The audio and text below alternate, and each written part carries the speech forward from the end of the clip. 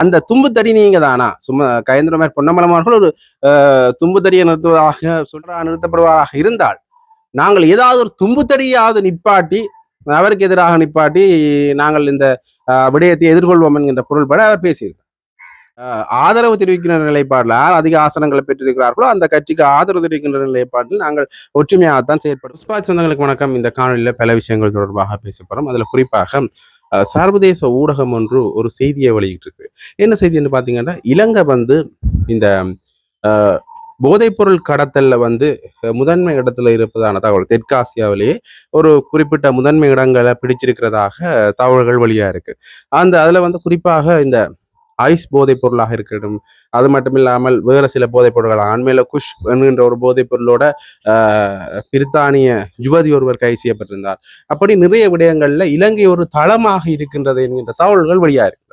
அதாவது குறிப்பாக இந்த துபாய் நாட்டுல வந்து இந்த போதைப் பொருள் சம்பந்தமான கடத்தல்காரர்கள் ஒரு மையமாக அது இருப்பதாகவும், அந்த நாட்டினுடைய சட்டங்கள் வந்து அவர்களை கைது செய்வதற்கு ஏதுவாக இல்லாத காரணத்தினால அங்கு அவர்களை கைது செய்ய முடியாமல் இருக்கிறதாகவும், அங்க இருக்கிறவர்கள் இங்கேயும் போதைப்பொருள் கடத்தல்ல ஈடுபடுவதான தகவல்களும் வெளியாக இருக்கிறத நாங்கள் காணக்கூடிய மாதிரி இருக்கிறது. அது மட்டும் இல்லாமல் இன்னொரு துயர சம்பவம் ஒன்று நடந்திருக்கின்றது. பானம் துறையில வந்து ஒரு முச்சக்கர வண்டியில பயணித்த 3 வயது குழந்தை, அதாவது ஒரு முச்சக்கர வண்டி 3 வயது குழந்தையை ஏற்றிக்கொண்டு பயணித்திருக்கின்றது. அதில் வேறு சிலரும் இருந்திருக்கின்றார்கள். அதில் வந்து அந்த முச்சக்கர வண்டியை முந்திக் கொண்டு செல்வதற்கு ஒரு பேருந்து முயன்றிருக்கின்றது. அப்போ அவர் அந்த முச்சக்கர வண்டி ஓட்டுநர் வந்து பிரேக்கை பிரயோகித்ததன் காரணமாக, தடுப்பை பிரயோகித்ததன் காரணமாக அந்த குழந்தை தூக்கி வீசி எறியப்பட்டிருக்கிறது. அதற்கு பிறகான காலப்பகுதியில் அந்த குழந்தை பேருந்து சில்லில் நசிபட்டு இறந்திருக்கின்றது என்கின்ற தகவலும் வெளியா இருக்கிறது. உண்மையிலேயே ஒரு துயர சம்பவம். அண்மை காலமாக இந்த விபத்துக்கள் அதிகரிக்கிறத நாங்கள் காணக்கூடிய மாதிரி இருக்கின்றது. அண்மையில கூட ஒரு டிப்பர் விபத்து, டிப்பரும் காரும் மோதியதுல வந்து ஒரு மரண சம்பவம் ஒன்று பதிவாக இருந்தது. அதுலேயும் ஒரு குடும்பஸ்தர் பலியாயிரும். இப்படியாக பல சம்பவங்கள் தொடர்ந்து வந்த வண்ணம் இருக்கின்றது. இதற்கு காரணம் என்னென்னு பார்த்தீங்கன்னா, ஒன்று வந்து சாரதியினுடைய அசண்டை இனம், அடுத்தது அதிக வேகம். குறிப்பாக இந்த பஸ் சாரதிகள் மேல வைக்கப்படுற குற்றச்சாட்டு என்னன்னு பார்த்தீங்கன்னா, முந்தி சென்று வேகமாக சென்று தங்களுடைய இலக்கை அடைவதற்காக அவர்கள் வேகமாக செல்கிறார். காரணம் என்று பார்த்தீங்கன்னா, அது குறிப்பிட்ட நேரத்துக்கு அவர்கள் போய் சேரணும், இல்லாட்டிக்கு அவர்களுக்குரிய அந்த தண்டப்படம் விதிக்கப்படும் என்கின்றது ஒரு விடயம். மற்றொரு விடயம் என்னன்னு பார்த்தீங்கன்னா, இந்த பயணிகளை ஏற்றுவதற்கு ஏதுவாக வேகமாக செல்லுதல். குறிப்பிட்ட பிரதேசங்கள்ல வந்து பயணிகள் அதிகமாக இருக்கின்ற இடங்கள்ல வந்து மற்ற பஸ்கள் வந்து அந்த பயணிகளை ஏற்றி சென்று விடக்கூடாது, அல்லது ஏதோ ஒரு காரணத்துக்காக இந்த பயணிகளின் தொகையை அதிகரிக்கிறதுக்காகவும் அவர்கள் வேகமாக செல்கின்றார்கள் என்ற தகவல்கள் வெளிவந்திருக்கின்றன. உண்மையிலேயே இந்த விடயம் தொடர்பாக நாங்கள் அதிக கவனம் செலுத்த வேண்டும். குறிப்பிட்ட அதிகாரிகள் அதிக கவனம் செலுத்தி இதற்கான தீர்வுகளை பெற்றுக் கொடுக்க வேண்டும் என்பதுதான் உண்மையானுடைய. அண்மை காலமாக இந்த வாகன விபத்துகள் வந்து அதிகரித்திருப்பதை காணக்கூடிய மாதிரி இருக்கின்றது. ஒன்று வந்து வாகனங்கள் வந்து குறைவாக இருக்கிறது. முன்னைய காலகட்டங்களை விட வாகன இறக்குமதி குறைவாக இருந்தது. எனவே இருக்கின்ற வாகனங்கள தொகை தான் அப்படி இருந்தது. ஒரு சில வாகனங்கள் இறக்குமதி செய்யப்பட்டது. ஆனால் அந்த வாகன தொகை குறைவாக இருந்தும் விபத்துகள் அதிகரித்திருக்கிறது வந்து ஒரு கவலைக்கிடமான விடயமாகத்தான் இருக்கின்றது. இது இவ்வாறு இருக்க இன்னொரு முக்கியமான விஷயத்தையும் நாங்கள் பார்க்கணும் என்று பார்த்தீங்கன்னா, இந்த இந்தியாவிலிருந்து வந்த ஸ்ரீலோகநாதன் என்கின்ற ஒரு 70 வயது மதிக்கத்தக்க நபர், கிட்டத்தட்ட 70 வயதுக்கு மேற்பட்ட நபர் வந்து கைது செய்யப்பட்டிருக்கிறார். ஒரு முதியவர் கைது செய்யப்பட்டிருக்கின்றார். என்று பார்த்தீங்கன்னா, அவர் அகதி என்று குறிப்பிடப்பட்டிருக்கின்றது. அது மட்டும் இல்லாமல் அவருடைய பயண ஆவணங்கள் நினைத்து இருந்திருக்கின்றது. இருந்தாலும் அவர் கைது செய்யப்பட்டிருக்கின்றார். அதாவது சட்டவிரோதமாக இலங்கையிலிருந்து வெளியேறுகிறார் என்ற காரணத்துக்காக கைது செய்யப்பட்டிருக்கிறார். போர்க்காலத்தில் வந்து தனது உயிரை காத்துக் கொள்வதற்காக அவர் இந்தியாவுக்கு சென்றிருந்தார். பிறகு அவரை இந்தியாவிலே அவருக்கான விசாவையும் வழங்கி அனுப்பியிருந்தது. அவை சட்ட ரீதியாக வந்த ஒருவரை திடீரென குற்றப்புலனாய்வு திணைக்களத்தினர் கைது செய்திருப்பது தொடர்பாக பலரும் தங்களுடைய விமர்சனத்தை முன்வைத்திருக்கிறார். குறிப்பாக அண்மையில இது தொடர்பாக பாராளுமன்ற உறுப்பினர் அவர்கள் பேசுகின்ற பொழுது, அதாவது மனோ கணேசன் அவர்கள் பேசுகின்ற பொழுது என்ன விஷயத்தை சொல்லியிருக்காருன்னு பார்த்தீங்கன்னா, இந்த 70 வயது மதிக்கத்தக்க முதியவரை நீங்கள் கைது செய்த நீங்கள்லாம் பெத்தில பாக்கு வச்சு வா என்று வெளிநாட்டவர்கள் அழைக்கிறீங்க. ஆனால் வருகின்ற பொழுது அவர்கள் சடுதியாக கைது செய்யப்படுகிறார்கள். அப்படி இருந்தால் எந்த தைரியத்துல வெளிநாட்டவர்கள் இங்க வருவார்கள்? உண்மையிலேயே வெளிநாட்டவர்கள் இங்க வந்தால்தான் முதலீடு அதிகரிக்கும் என்கின்ற அடிப்படையில பேசப்படுகிறது. ஆகவே இப்படியான சிலர் கைது செய்யப்படுவதன் ஊடாக பெரிய முதலீட்டாளர்கள் கூட வருவதற்கு பயப்படுகின்ற ஒரு சூழ்நிலை இருக்கும்.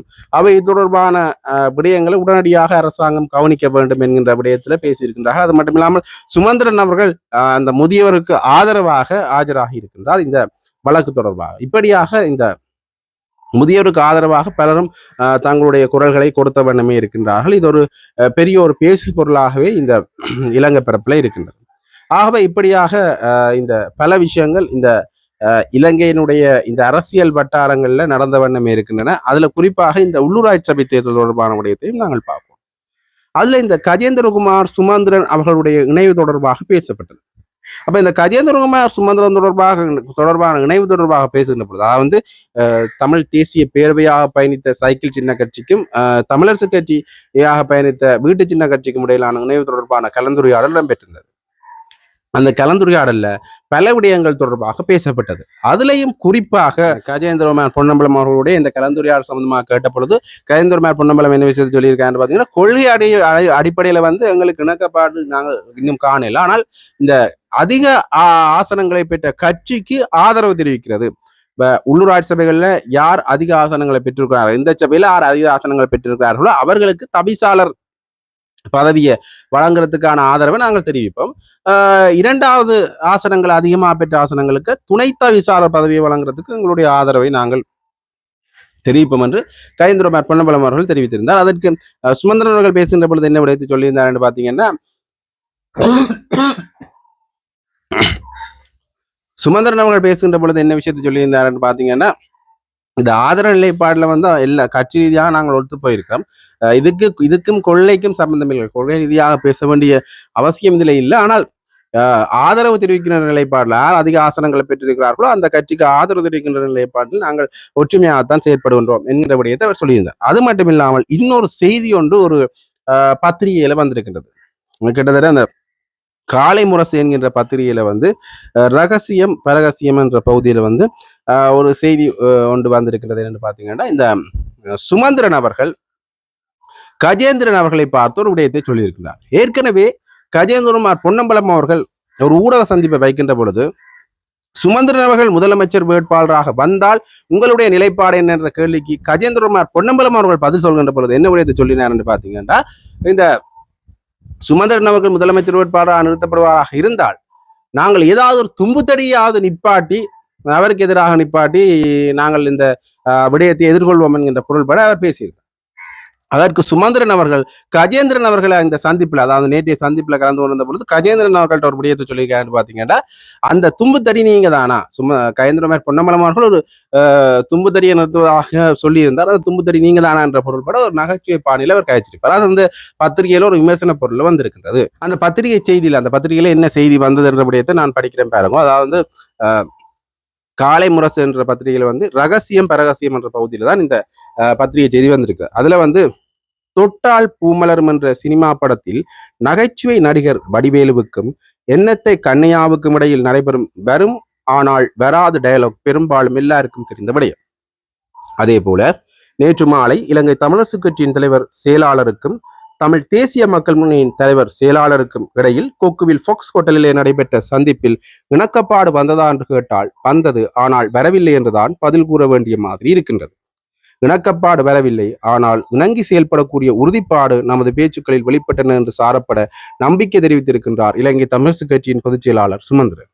ஆனால் தமிழ் தேசிய மக்கள் முன்னணியின் தலைவர் கஜேந்திரகுமார் பொன்னம்பலம் எம்பி இந்த சந்திப்பின் பின்னர் கொக்குவிலில் தமது கட்சி அலுவலகத்தில் நடத்திய செய்தியாளர் மாநாட்டில் தெரிவித்த கருத்துக்கள் அத்தகைய இணக்கம் இருப்பதான நம்பிக்கையை தருவதாக அமையவில்லை.